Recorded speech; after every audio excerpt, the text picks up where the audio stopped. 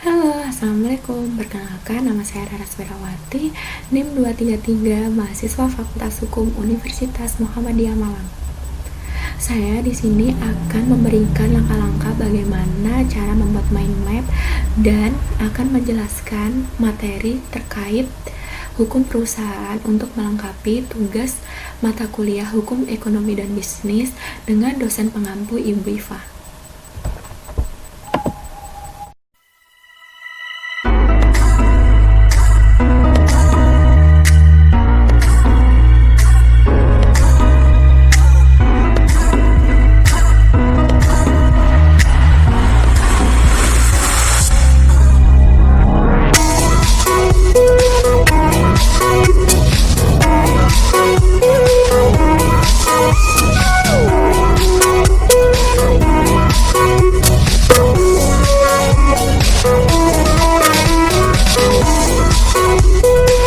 Perusahaan adalah keseluruhan kaidah hukum yang mengatur seluruh aspek kegiatan perusahaan, baik dari aspek pendirian perusahaan, proses bekerjanya, dan beroperasinya perusahaan sampai bubarnya perusahaan.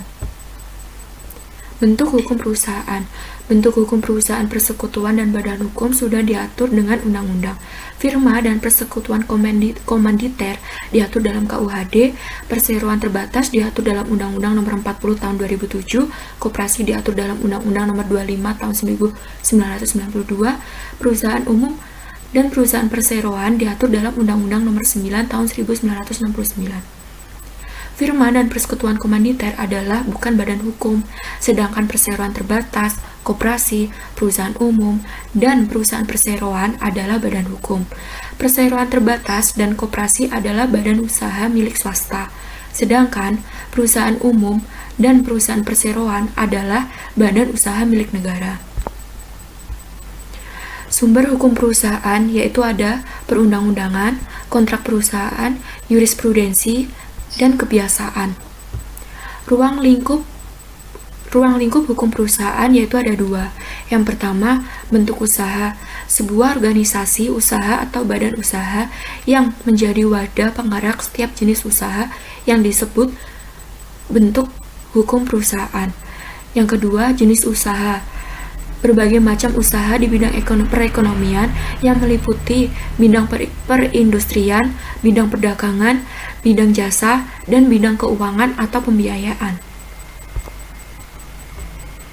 Macam-macam bentuk perusahaan, yaitu perusahaan perseorangan adalah perusahaan yang dimiliki, dikelola, dan dipimpin oleh seseorang yang bertanggung jawab penuh terhadap semua resiko dan aktivitas perusahaan. Tidak ada pemisahan modal antara kekayaan pribadi dan kekayaan perusahaan. Yang kedua, persekutuan komanditer, yaitu dimiliki oleh sedikitnya 2 orang sampai maksimal 5 orang. Perusahaan ini memang lebih mudah dikembangkan karena modal yang bisa didapatkan juga lebih besar. Namun memang tantangannya adalah dalam perusahaan ini lebih rawan terhadap konflik serta tidak mudah untuk menarik kembali modal yang sudah ditanamkan terutama untuk sekutu. Yang ketiga, perusahaan firma memiliki batas maksimal yang lebih besar dari CV, yaitu bisa mencapai 10 orang yang bersekutu untuk mengembangkan sebuah perusahaan. Dalam firma ini, tanggung jawab yang dimiliki masing-masing anggota tidak terbatas. Sementara, untuk keuntungan serta kerugian akan dibagi berdasarkan besaran modal yang ditanamkan setiap anggota perusahaan. Untuk bisa mendirikan perusahaan ini dengan baik, maka ada beberapa persyaratan surat-surat resmi yang harus diselesaikan terlebih dahulu.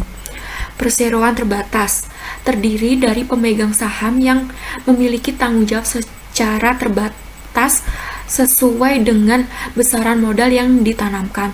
Jika sampai terjadi kebangkrutan, maka PT tersebut namanya bisa saja dijual. Keunggulan dari bentuk perusahaan ini adalah memiliki kelangsungan perusahaan yang lebih terjamin, mudah untuk mendapatkan kredit bank, serta saham yang dimiliki bisa dijual belikan. Sementara itu, ada beberapa hal yang perlu dipertimbangkan karena biaya pendirian yang mahal, perjanjian memakan waktu lama, serta kerahasiaan perusahaan yang kurang terjamin. Selanjutnya, badan usaha milik negara. Perusahaan yang utamanya melayani kepentingan umum dengan modal usaha berasal dari pemerintah. Selain BUMN, ada juga badan usaha daerah yang keseluruhan atau sebagian modalnya adalah milik pemerintah dengan pimpinan yang diangkat oleh gubernur secara langsung.